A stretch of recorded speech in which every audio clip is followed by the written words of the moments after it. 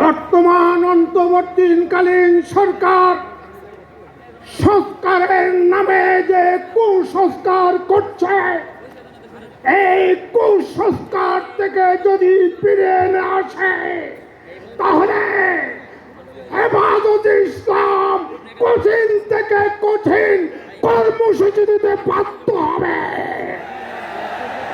2 নম্বর, কাদিয়ানী সম্প্রদায়কে অমুসলিম ঘোষণা করতে হবে।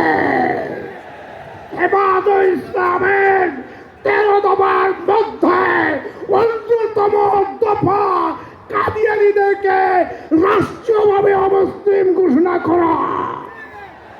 ডক্টর ইউনূস সাহেব, আপনি যখন দেশে এসেছেন বিমানবন্দরে আহমদিয়াদেরকে সংখ্যালঘু বলেছেন। আমাদের দাবি তারা সংখ্যালঘু হিসেবে তারা অন্যান্য সংখ্যালঘু নয়, দেশে বসবাস করবে, আমাদের কোনো আপত্তি নয়। কিন্তু মুসলমান নাম ধারণ করে এদেশে বসবাস করতে দেওয়া হবে না, হবে না, হবে না।